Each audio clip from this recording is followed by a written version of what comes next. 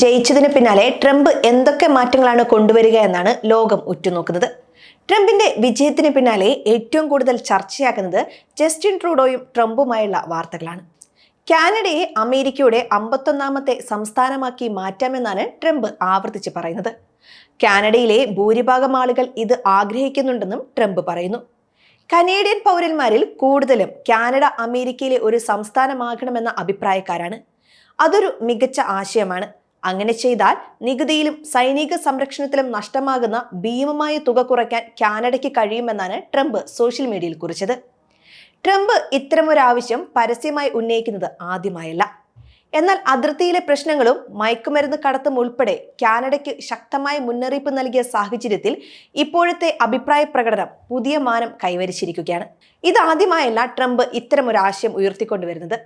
നവംബറിൽ കനേഡിയൻ പ്രധാനമന്ത്രി ജസ്റ്റിൻ ട്രൂഡോയുമായുള്ള അദ്ദേഹത്തിന്റെ മാറേലാഗോ എസ്റ്റേറ്റിൽ അത്താഴവിരുന്നിനിടെ ഇരു രാജ്യങ്ങളെയും ലയിപ്പിക്കുന്നതിനെക്കുറിച്ച് ട്രംപ് തമാശ പറഞ്ഞതായി റിപ്പോർട്ടുകൾ പുറത്തു വന്നിരുന്നു. ട്രംപിന്റെ ഈ അഭിപ്രായങ്ങൾ സമ്മിശ്ര പ്രതികരണങ്ങൾക്ക് വഴിവെക്കുകയും ചെയ്തു. ചില കനേഡിയൻ ഉദ്യോഗസ്ഥർ ട്രംപിന്റെ പരാമർശങ്ങൾ അപമാനകരമാണെന്ന് അഭിപ്രായപ്പെടുകയും ചെയ്തു. അടുത്തിടെ നടത്തിയ ഒരു സർവേയിൽ 13% കനേഡിയന്മാരും യുഎസുമായുള്ള അടുത്ത ബന്ധത്തെ പിന്തുണയ്ക്കുന്നുവെന്നാണ് ബിസിനസ് സ്റ്റാൻഡേർഡ് റിപ്പോർട്ട് ചെയ്യുന്നത്. എന്നാൽ ബലം പ്രയോഗിച്ചുള്ള കാനഡയെ അമേരിക്കയോട് ചേർക്കുന്നത് അത്ര എളുപ്പമാകില്ലെന്നാണ് വിദേശകാര്യ വിദഗ്ധർ പറയുന്നത്.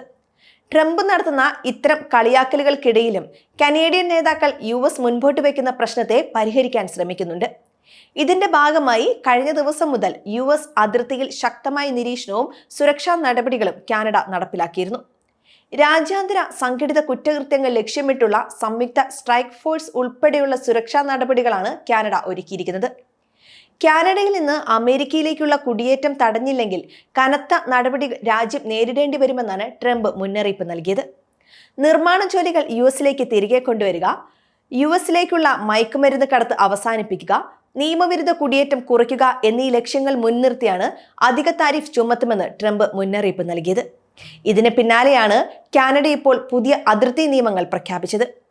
അതേസമയം കാനഡയ്ക്ക് യുഎസ് പ്രതിവർഷം $1 ബില്യൺ സബ്സിഡി നൽകുന്നുണ്ടെന്നാണ് ട്രംപ് അവകാശപ്പെടുന്നത്.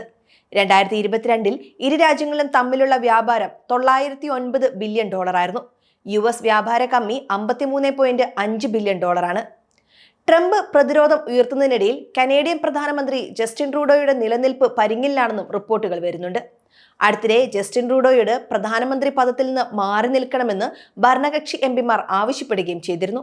ഇപ്പോൾ പുറത്തുവരുന്ന വാർത്തകളും ട്രൂഡോയ്ക്ക് വലിയ തലവേദനയാണ് സൃഷ്ടിക്കുന്നത്. ഇന്ത്യയും കാനഡയും തമ്മിൽ നയതന്ത്ര ബന്ധം വഷളായതിന് പിന്നാലെ ട്രൂഡോയ്ക്ക് ജനപിന്തുണ നഷ്ടമായിരുന്നു.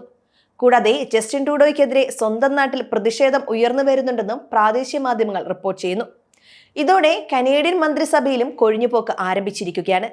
ജസ്റ്റിൻ ട്രൂഡോയുടെ മന്ത്രിസഭയിൽ നിന്ന് ധനമന്ത്രിയും ഡെപ്യൂട്ടി പ്രധാനമന്ത്രിയുമായ ക്രിസ്റ്റ്യ ഫ്രീലാൻഡ് കഴിഞ്ഞ ദിവസം രാജിവെച്ചിരുന്നു. ഇപ്പോഴത്തെ സ്ഥിതിയിൽ ട്രൂഡോ അധികം വൈകാതെ രാജിവെക്കുമെന്നാണ് പുറത്തുവരുന്ന റിപ്പോർട്ടുകൾ സൂചിപ്പിക്കുന്നത്.